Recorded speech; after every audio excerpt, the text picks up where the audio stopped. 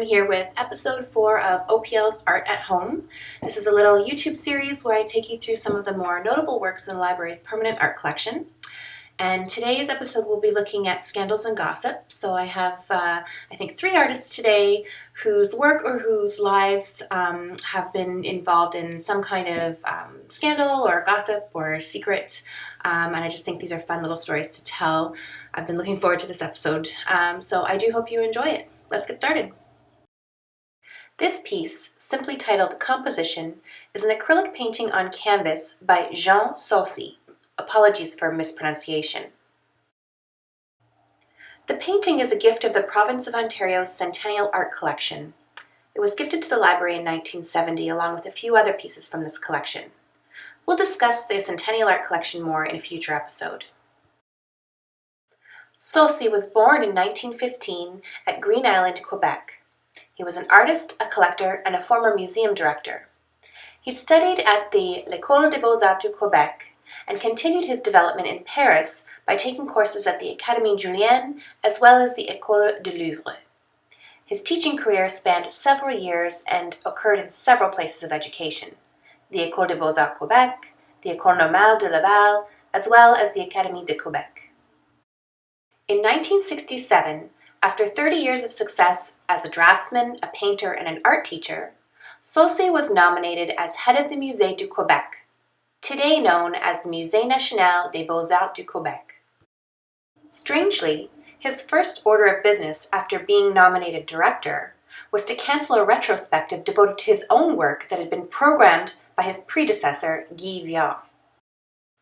And for 6 years, the duration of his appointment as museum director, he ceased to paint and refused to present his artworks into the public sphere.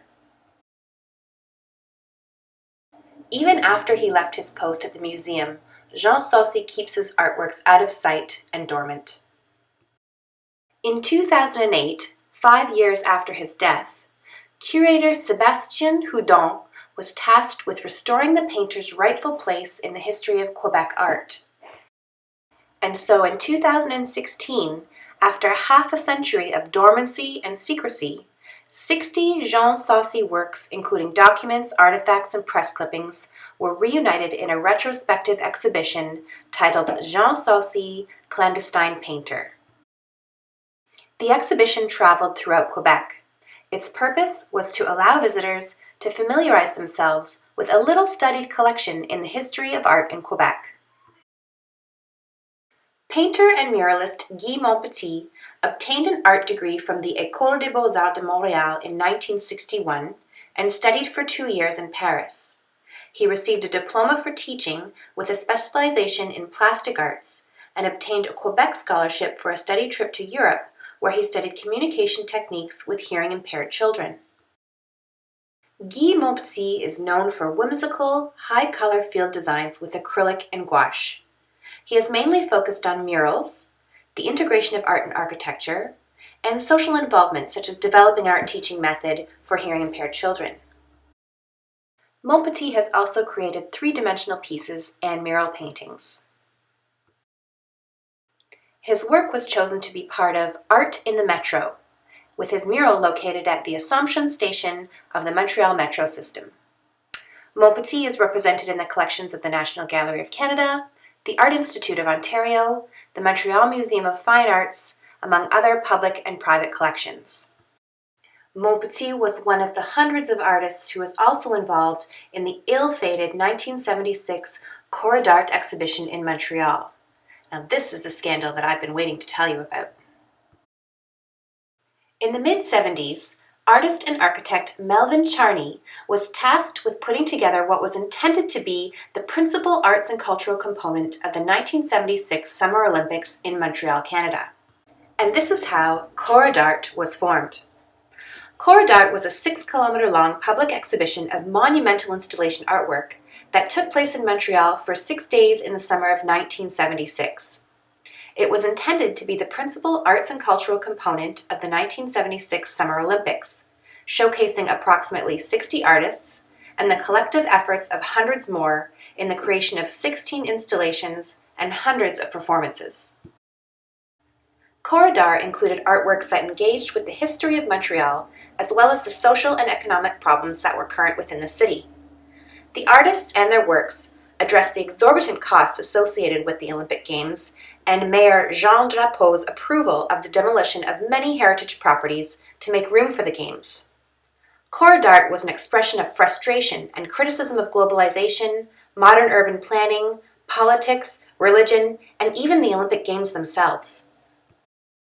For all the good Corps d'Art hoped to accomplish, it was undermined by its critical nature and never officially opened to the public.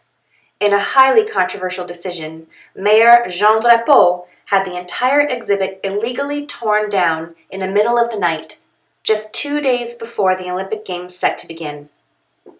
Most of the works were destroyed beyond repair, leading to a 10-year legal battle that saw very little compensation awarded to the artists.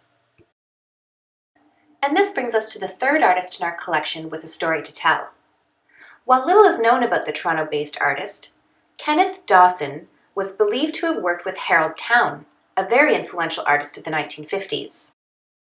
Dawson was commissioned to create the mural for the Montreal station of the Canadian Pacific Railway, and was also the creator of a trio of paintings depicting French explorer Samuel de Champlain meeting with the Huron peoples.